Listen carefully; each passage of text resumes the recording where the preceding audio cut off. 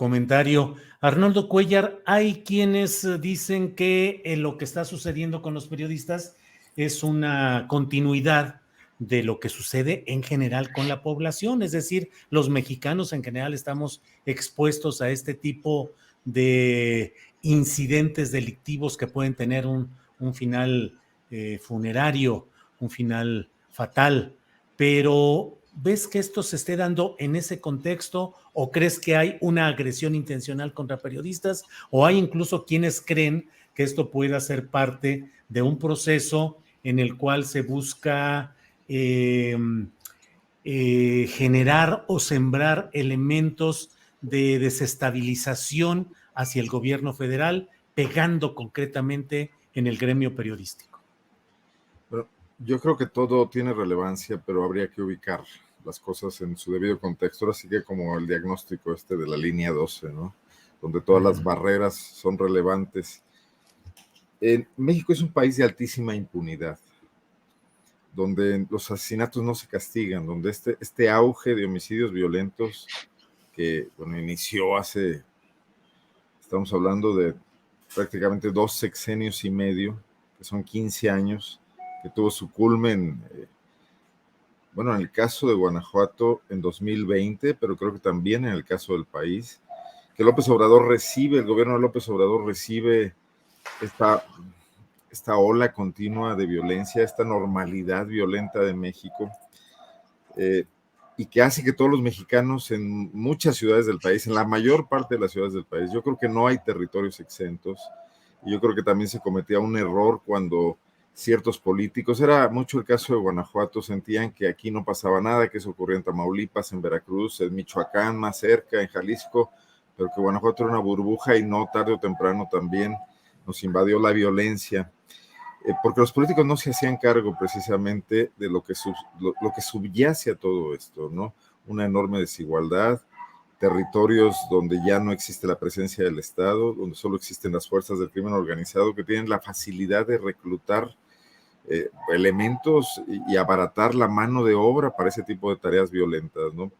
Entonces, los periodistas haríamos mal en sentirnos bajo fuego, extrayéndonos de la situación que vive el resto de la población.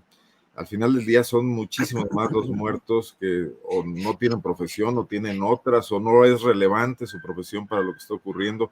Las muertes de jóvenes, cómo hemos situado esta situación de la juventud, lo barata que sale la muerte para los jóvenes, la pérdida de la vida, ¿no? Entonces, el análisis debe ser completo y no podemos excluirlo por segmentos, como a veces sí veo que lo hacen, bueno, algunos adversarios del proyecto de Andrés Manuel López Obrador que les gusta y les encanta cargarle las tintas al tema, y entonces es una cuestión más para achacarlo al fracaso de este régimen, cuando en general es un fracaso de nuestra institucionalidad como país, de que funcionen realmente instituciones como el Ministerio Público, como las policías preventivas, pero también la escuela o también los trabajos que den a la gente la posibilidad de tener expectativas de vida mejores, ¿no? Entonces es un asunto bastante sistémico. Yo veo un error grave de posición, de abordaje del tema en el gobierno de Andrés Manuel López Obrador, cuando plantean que por la sola llegada de este gobierno las cosas iban a cambiar, que ya no se es como antes, porque la sola llegada no cambia nada. Es el inicio de algo, pero para que algo cambie tendría que haber una serie de trabajos, de evaluaciones, de reconocimiento de errores, de corrección de errores, y es lo que menos vemos en este gobierno. Sí. Entonces hoy nada más vemos la ruta de escape. Digo, hoy me pareció particularmente deleznable la posición del presidente de la República en la mañanera, cuando después de la pregunta sobre las 2 muertes de las reporteras, sale a decir que él ha dormido 2 noches en Cozoleacaque, que realmente no venía al caso. Pero noto una especie de ruta de escape, ¿no? Para no hablar en sí del tema que implica la violencia de la que es síntoma, la violencia contra periodistas, que es síntoma de la violencia que sufre el resto de la población. Muchos de estos periodistas, entiendo un poco, no puedo equivocarme, pero por lo que he leído rápidamente, estas dos mujeres, Yesenia Molinedo y Sheila Joana García, que cubrían notas policíacas, ¿no?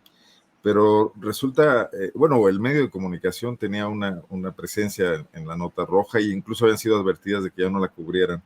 Pero resulta que la nota roja ya no es la última página de los periódicos. Hoy es la presencia constante en la vida de la gente, salga o no salga en los periódicos, silencien o no los periódicos el tema de la violencia, porque está en todas partes, está en las redes, está en el comentario, está en la fila de las tortillas, porque ocurre a la puerta de sus casas, ¿no? Entonces resulta muy difícil tratar de evadir esta realidad y también creo que muy inexacto tratar solamente de centrarse en el tema de la muerte de periodistas. Creo que es correcto como gremio reaccionar, pero también tratar de entender, ¿no? Perdón, me extendí ya mucho.